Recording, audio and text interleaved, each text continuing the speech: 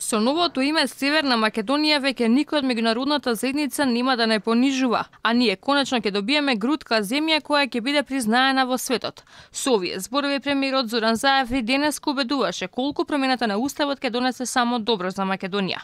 Но раатот на Заев на втората јавна дебата му го растурија неколку граѓани кои велат се загрижени за својата и судбината на Македонија, па отворено го прашаа. Би го прашал премиерот Заев кога се пробуди утрото са Бајле, кога се изгласа промената на името, кога се погледна во огледало, дали од таа страна на огледалото гледаше патриот или гледаше нешто друго, тоа што сега јас го реков. На 20 октомври са Бајлето бев среќен и бев радосен. Не ми е лесно и на мене. Го прашам кратко господинот Заев, нашиот премиер, дали со тоа што ќе го смени името дека ни гарантира подобар живот, и сакам да ми објасни како он се чувствува за неговите деца кои ќе им се запише северномакедонци. Северномакедонци ниту ќе видам јас, ниту вие, ниту децата, заради тоа што јасно е утврдено дека сме македонци, зборуваме македонски јазик.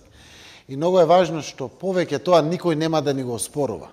И на оваа дебата ги немаше универзитетските професори кои целиот период од преговори до потпишување на договорот во Преспа јавно алармираа дека истиот носи трајни негативни последици за Македонија.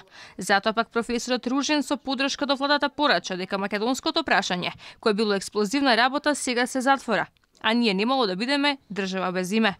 Ние станавме држава no name. Референцата ФИРОМ се институционализира. Со договорот практично добиваме едно вистинско, достоинствено име. За опозицијата јавните дебати на владата се обична фарса. Велат, ваквите реакции се задоцнети. Јавноста, стручната фила и опозицијата требало да бидат вклучени уште во периодот на преговори, а не сега. Овие дебати се фингирани. Да подсетам, таквата потреба оваа власт ја има за да може да прикаже некаква прифатливост на уставните измени кои што насила ги турка. Јавните дебати за уставните измени продолжуваат во Скопје со академиците во Ману и со експерти во понеделник во Штип и Тетово.